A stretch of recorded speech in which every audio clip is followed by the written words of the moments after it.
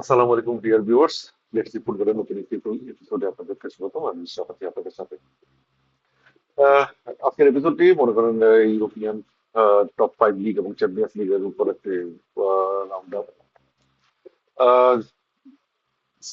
French লিগে PSG এই সপ্তাহে চ্যাম্পিয়ন্স লিগের কারণে তারা বাই পাচ্ছে, তারা এই সুবিধাটা তাদের লিগ অথরিটির কাছ থেকে পায়, এটা তাদের জন্য একটা বড় অ্যাডভান্টেজ। তারা অলরেডি এক ম্যাচ কম খেলেই লেন্সেটকে 4 পয়েন্ট এগিয়ে আছে। সো পিএসজি উইদাউট ডাউট তারা লিগ চ্যাম্পিয়ন হতে যাচ্ছে, কোনো সন্দেহ নেই। একই কথা প্রযোজ্য বায়ার্ন মিউনিখের ক্ষেত্রে, তারা সেকেন্ড প্লেসে ডটমুন্ডের উপর প্রায় 12 পয়েন্টস এর লিড আছে। আহ, খুব সম্ভব তাদের আর একটা ম্যাচ জিতলেই সম্ভবত তাদের লিগটা কনফার্ম হয়ে যাবে। এই সপ্তাহে তারা 5-0 গোলে সেন্ট পাউলি এগেইনস্ট জিতেছে। Interesting things are happening in La Liga.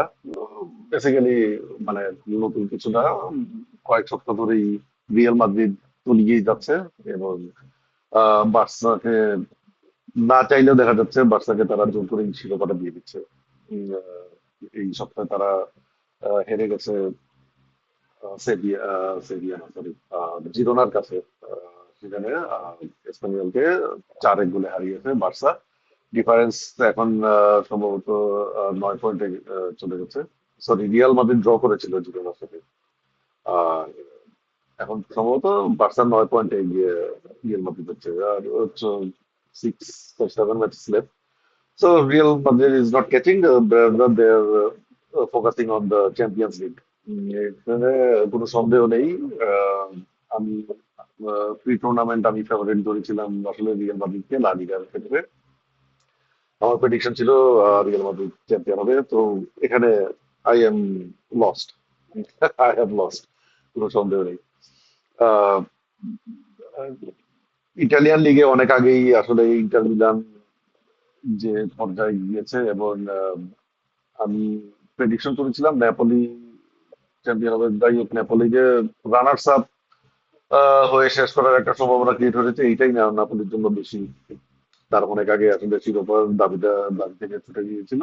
Inter Milan অনেকদিন থেকেই সোল রানার, চ্যালেঞ্জার ছিল এসি মিলান, তারাও পথ হারিয়েছে। তো সেখানেও সিরিয়াতে আর কোনো ডাউট নেই, ইন্টার মিলান জিতছে, সেখানেও আমার প্রেডিকশন ফেল করেছে। মজার বিষয় হচ্ছে ইংলিশ প্রিমিয়ার লিগে আমি আহ, অনেকদিন থেকেই রানওয়ে লিডার্স আর্সেনাল, তাদের এক এক সময় 6 পয়েন্ট 7 পয়েন্টে তাদের লিডটা যাচ্ছে। সেখানে আমি এখন পর্যন্ত কখনোই ম্যানচেস্টার সিটি, আমার যে প্রেডিকশন ছিল, আমি সেই প্রেডিকশন থেকে সরে আসিনি এবং এই প্রেডিকশনটাকে সত্য করার একটা সম্ভাবনা ক্রিয়েট করে দিয়েছে আর্সেনাল। গত 3 সিজনে যারা মানে চ্যাম্পিয়ন হওয়ার খুব কাছে থাকার পরও বটলড হয়ে গেছে এবং চোকার্স হিসাবে আহ, নিজেদেরকে প্রতিষ্ঠিত করার দ্বার প্রান্তে তারা।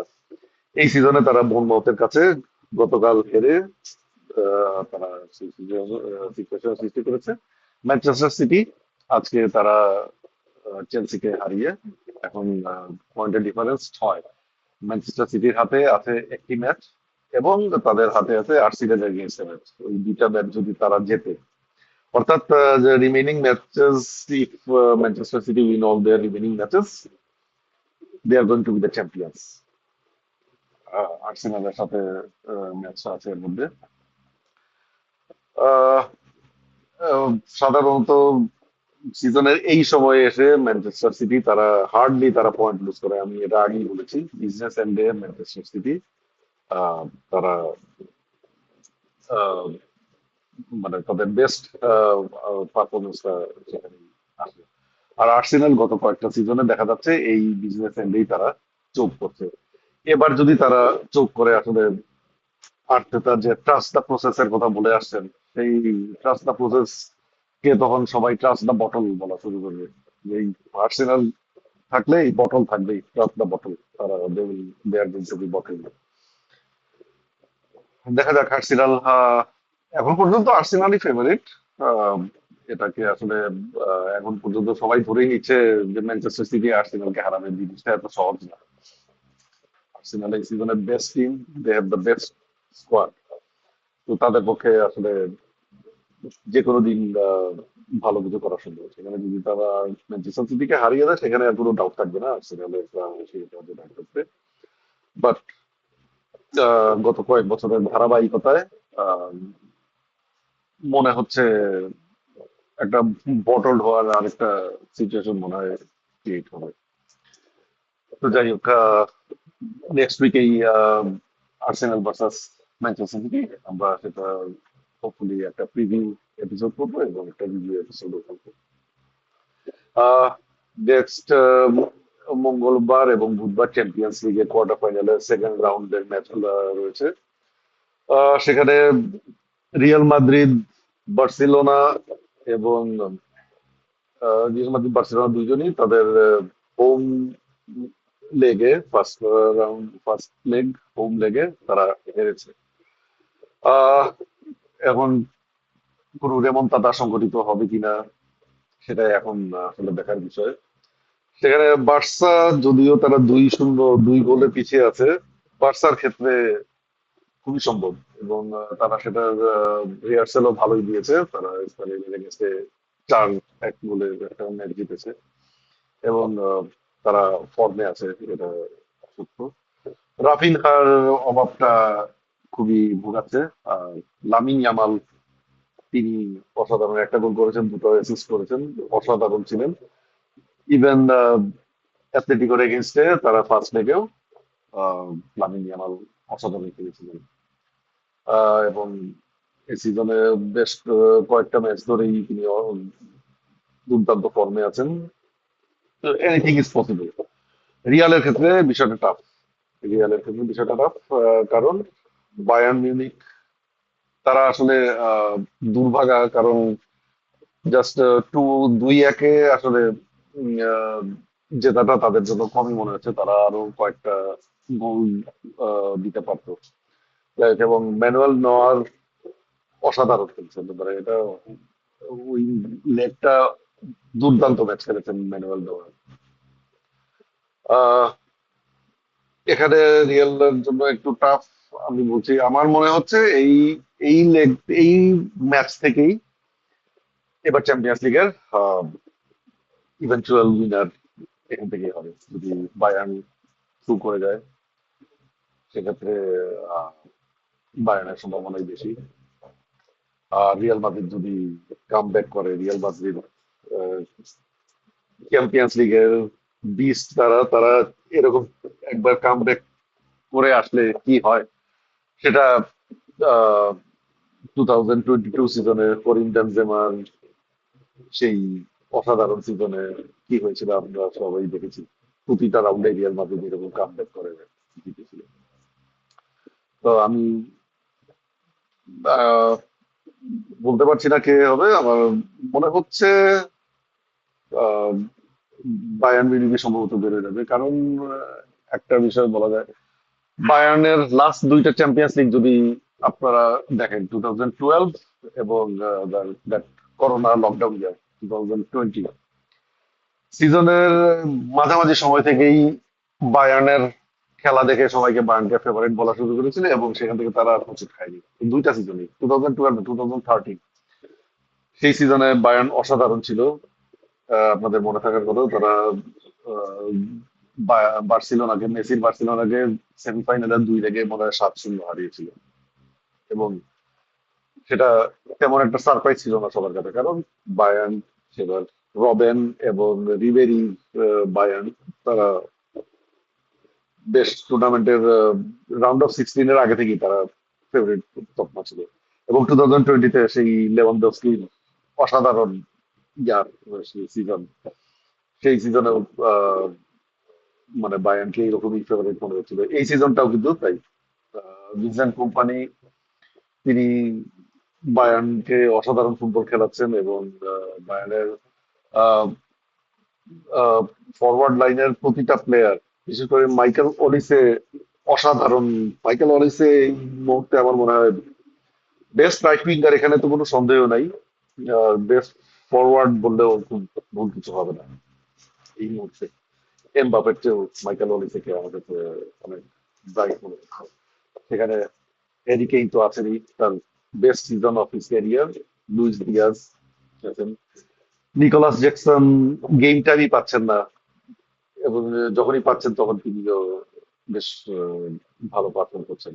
এবং ডিফেন্সে পাভলোভিচের পারফরমেন্স চোখে পড়ার মতো ছিল রিয়ালের এগেনস্টে।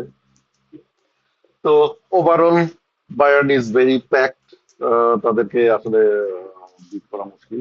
But Real Madrid is Real Madrid, champions লিগে রিয়াল মাদ্রিদ ইজ লিগে দে আর আউট। এবং তারা নাও অনলি ফোকাস অন আলভারো আলভেলি। আমার মনে হয় ইনডাইরেক্টলি বলেই দিয়েছেন তারা লিগ নিয়ে আর বদার না, এখন চ্যাম্পিয়ন্স লিগ নিয়ে বদার। তো দেখা যাক ওই ম্যাচটা কি হয়। আর অন্য দুইটা match, Arsenal they were unimpressive against Sporting Lisbon. Still নিজেদের মাঠে আমার মনে হয় না আর্সেনালের সেমিফাইনালে ওঠার বিষয়ে কোনো ডাউট আছে।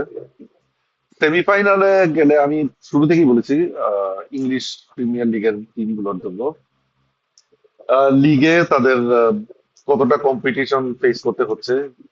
লিগের চ্যাম্পিয়ন্স লিগের পার্টিকুলার কোনো একটা পয়েন্টে সময় লিগে তাদের কি অবস্থা সেটার উপর ডিপেন্ড করবে চ্যাম্পিয়ন্স লিগে তাদের সম্ভাবনা। এই মুহূর্তে they are in a cliffhanger in the league. So champions লিগে এই অবস্থায় চ্যাম্পিয়ন্স লিগে আমি আর্সেনালকে ফেভারিটের তালিকায় আমি রাখছি না।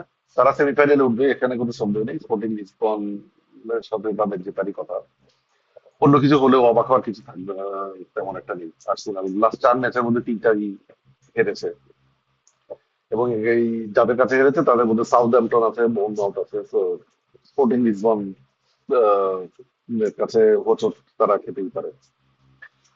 এবং পরবর্তী রাউন্ডে বার্সেলোনা আর অ্যাথলেটিকো মাদ্রিদ ওয়েটস। আমার মনে হয় লিগ যদি নেক এন্ড নেক থাকে, আমার মনে হয় তারা প্রায়োরিটি তারা লিগকেই দিবে। মিকেল আর্তেতা চ্যাম্পিয়ন্স লিগের চেয়ে লিগকেই প্রায়োরিটাইজ করবে, এটা নিয়ে আমার কোনো সন্দেহ নেই। কারণ লিগের পারফরমেন্সই তাকে আসলে মোটিভেট করবে বেশি। মানে তার চাকরি বাঁচানোর ক্ষেত্রে লিগটাই বড় ভূমিকা রাখার সম্ভাবনা রাখে। আর আরেকটা ম্যাচে defending champion PSG and Liverpool, ওখানে কোনো সন্দেহ নেই লিভারপুল নিজেদের মাঠে এনফিল্ডে 2-0 পিছিয়ে থেকে ফাইট করবে। বাট ফার্স্ট লেগেই আসলে দেখিয়ে দিয়েছে লিভারপুলের আসলে they have no clue about facing the big teams. পিএসজির কোনো আনসারই তাদের ছিল না, এবং তাদের কোনো স্ট্র্যাটেজিও ছিল না। এই উইকে লিগে তারা ফুলহ্যামের এগেনস্টে 2-0 জিতেছে। নোমোহা এবং সালা গোল করেছেন তাদেরকে। আগের পিএসজির এগেনস্টে তাদেরকে স্টার্টিং লাইন আপে রাখা হয়নি, এই ম্যাচে হয়তো তাদেরকে দিয়ে স্টার্ট করাবেন। বাট আমি কোনো সম্ভাবনা দেখছি না লিভারপুলের। তো চ্যাম্পিয়ন্স, ডিফেন্ডিং চ্যাম্পিয়ন্স পিএসজি, তারা সেমিফাইনালে রিয়াল মাদ্রিদ অথবা বায়ার্নের এগেইনস্টে খেলছে, এটা কোনো সন্দেহ নেই। চ্যাম্পিয়ন্স লিগে আমার এখনো, যেহেতু প্রেডিকশন করেছিলাম রিয়াল মাদ্রিদকে, এবং সেখানেই আমি স্টিক থাকছি রিয়াল মাদ্রিদকে আমি আমার এখনো প্রেডিকশন দিচ্ছি। But if not Real Madrid then Bayern, এই দুইটা টিমের আর কি আমার মনে হয় চ্যাম্পিয়ন্স লিগের শেষ পর্যন্ত যাচ্ছে। তো ধন্যবাদ দর্শক, আপনাদের মতামত আমাকে জানাবেন। ভালো লাগলে সাবস্ক্রাইব করবেন, লাইক করবেন, শেয়ার করবেন। Thank you very much.